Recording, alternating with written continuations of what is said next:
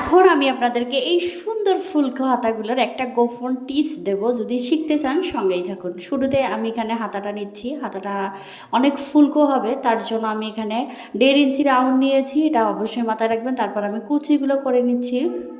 কাটিংটা যদি কাটিং আমি আপনাদের কাছে অনেকবার শেয়ার করেছি। কুচিগুলো দেখেন একদিকে করে নিচ্ছি, অনেক চতুর্দিকে সুন্দর করে কুচিগুলো করিয়ে নিচ্ছি। আপনারা সেমভাবে কুচি করবেন। কোন কুচি কোন দিকে নিচ্ছি সেটা অবশ্যই মাথায় রাখবেন। তারপরে সব কুচি নিজের দিকে নেবেন। এখানে হচ্ছে কি, প্রথম কুচিটা আমি নিজের দিকে নিয়েছি, পরে উল্টিয়ে নিজের দিকে নেওয়ার কারণে কুচিটা বিপরীত পাশে হওয়ার কারণে হাতাটা ফুলকো হবে। এটা হচ্ছে গোপন টিপস, আপনারা অবশ্যই মাথায় রাখবেন।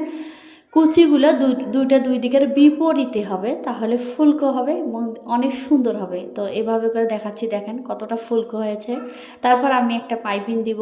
তো এখানে পাইপিংটা আমি এখানে 9 ইঞ্চি লম্বা পাইপিং নিয়েছি, চ্যাপটা প্রায় 2 ইঞ্চি নিয়েছি। তারপর আপনারা চ্যাপটাটা আপনার মনের মতো নিতে, ইচ্ছে মতো নিতে পারেন। এখানে হাতার মোহরা 8 দেবো, 8-এর জন্য 9 ইঞ্চি নিয়েছি। জাস্ট 1/2 ইঞ্চি করে দুই দিকে রেখে নিব, বেশি রাখতে যাবে না, 1/2 ইঞ্চি সাইডে রাখবেন। তারপরে এভাবে সুন্দর করে তৈরি হয়ে গেল অনেক সুন্দর একটা ফুলকো হাতা। ফাইনাল লুকটা আগে দেখিয়েছেন, দেখেন কত সুন্দর।